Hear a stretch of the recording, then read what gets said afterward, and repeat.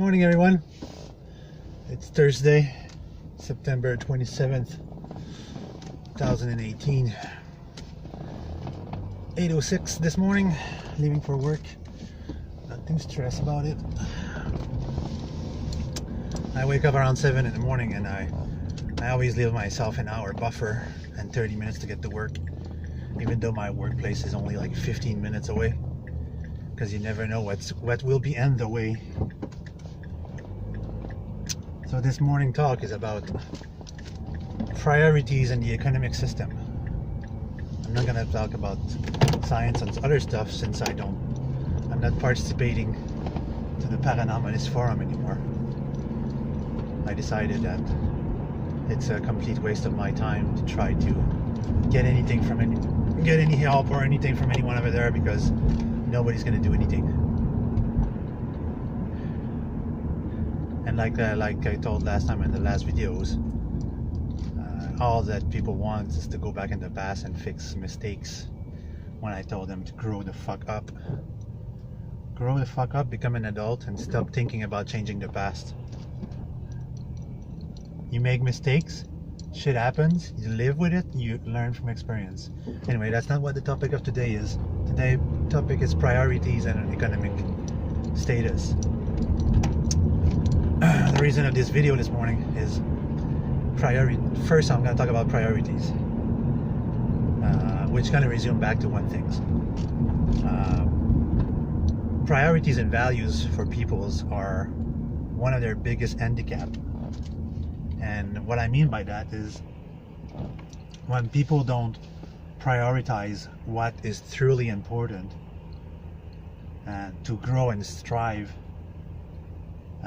they tend to diverge towards other things that's going to cost them time and money, experience, mental health, and other things. Meaning that you go to school, you graduate, you go to high school, you graduate, you go to college, you graduate, you're in debt already. You go to university, you graduate, you're more in debt. That's how the economic system is made, to drag you down, to make sure that when you're hitting the workforce, you're already in debt, or well versed being in debt in the workforce, and you're gonna carry those debt for a very long time. And you're probably getting out of school around 25, 28 years old, universities, and you're already probably, I don't know, just random numbers, $40,000 to $50,000 in debt, and you're looking for a job, and it's going to take you a long time.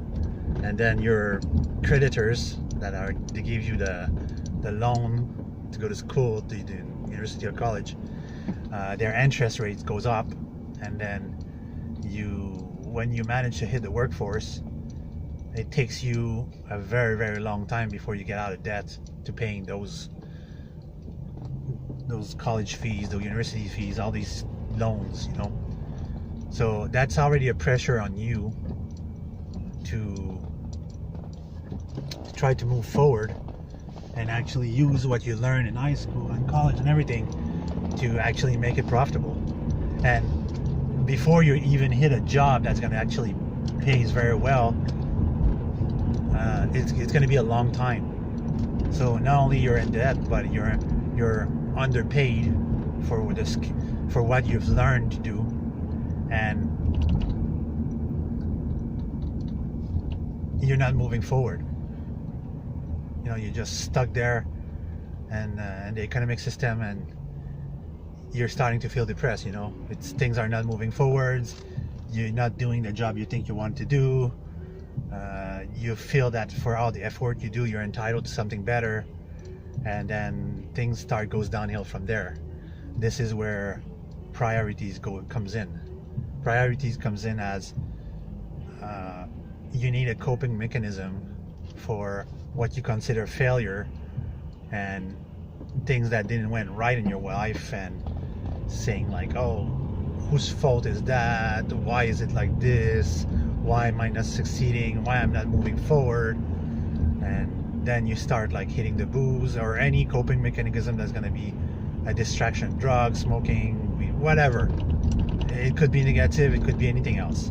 But when you start falling into that circle, that vicious circles, this is where you stop moving forward and start heading backward. And I'm gonna stay in this lane and cut the truck. So this is where like you're starting to lose. And instead of gaining everything you work for, you're starting to lose everything you work for. And shit, come on. C'est un ou l'autre. Ah, ça c'est faire. Je suis pris derrière la grosse vache. Sorry. So you're not moving forward. You're in a rut, and everything that you tried is not working, and you're starting to be depressed, and you don't like feeling depressed. You need a coping mechanism. You need something to exit: drugs, smoke, drinking, whatever. So it's a vicious spiral. So like instead of focusing your priorities on success and working harder and striving, you're falling down into the dark side and making things just worse. So this is where like the values comes in and say like what is important to you, what's your values, what's your priorities, and then failure is your values, and you're coping down, and then nothing's working. So you're not finding solution, and then you're falling down, you're dropping out. So this is a lot. That's a common thing, common themes with everybody, that things didn't turn out the way they expected, and they can't deal with it, and life is too hard, life is unfair, and it's too much for them. So that's why like priorities and values for success. The last part is the economic system. Well, actually the economic system is made to turn you like this. If you don't strive, you fail, and if you fail hard. And the economic system is not there to help you. It's there to suck the life out of you. That's why smart people don't have a lot. They don't spend a lot. They don't seem to contribute to the economy. Why? Because they think they are smarter than we think, that instead of spending their money on food and on an everyday dose of serotonin and shit like this, they rather restrain themselves and avoid wasting their precious money towards useless resource, and actually save that money towards something better, to make sure that they don't fall on hard times. They will never fall on hard times because they have a good cushion that they actually restrain themselves and save the money for it. An example, my best friend Raphael, he's a delivery boy, like pizza delivery guy, and he makes money every day by having tips and stuff like this. But it's a depressing job, but it's not something that's attacking him. It's not something that he let it get to him. It doesn't bother him. That's what he likes to do, and that's his job he chose. And every money that he made, he actually saved. So even though I earn more than him, he actually has more than me. Why? Because he doesn't let his emotion get in the way of what is needed compared to me. Me, I earn a lot of money. I have a good paying job. I have a good paying side job. If not every weekend, every 2 weekends I make money. I have more than enough. I make more than him. But I spend my money frivolously. I eat out at restaurant all the times because it's something that makes me feel good, and I hate cooking. Even though I can cook very well and I like to cook, I'd rather spend my money on actual restaurant than actually buy food and cook it for myself. And my wife don't actually have the time anymore and the energy to cook for herself as well. She asks the sister-in-law all the time to cook for her because she's working too hard. So this is where most of my money goes. Plus, I put a lot of my money on my project because I'm an adventurer and I'm a scientist, and I like to experiment and do tests, and I like to build stuff, and building stuff and creating stuff that's my coping mechanism, and that's what I like to do. That's who I am. I'm a creative person, and that's what I need in my life. So that's why I don't have money. I don't have saving, because my money is used for purpose all the time. While my friend would rather save his money and do what he wants when he wants, but he doesn't do anything. He doesn't modify his car on a regular basis. He doesn't spend money on food all the time, and so on and so on.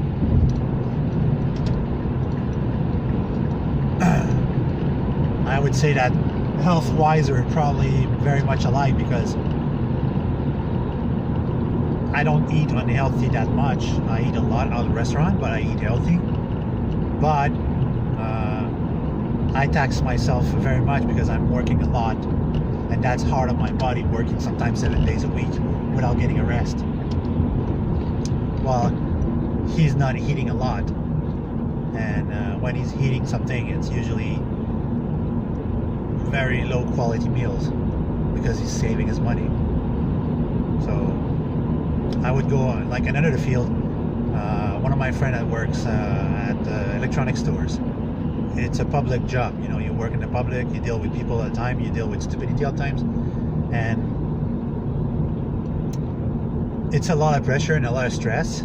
He smokes on a regular basis, probably I would say 1 pack of cigarette a day, or probably 1 per 2 days, which is a lot of money. He doesn't eat out of the restaurant, but he has a dog that's high maintenance. Cost a lot of money for foods, which he doesn't have. So there goes a lot of money that he doesn't have, because he has an average, like a medium salary. He's paid every 2 weeks, which is really hard, and his salary is just like a few dollars under mine, which is like very short, and he has a higher rent to pay. So that's a lot of pressure on him, and he's not someone that finds solution very easily or alternative, and his level skill is slightly limited, so that doesn't give an opportunity for him to do more. So his coping mechanism, he smoked weed, which is another spending which he doesn't have.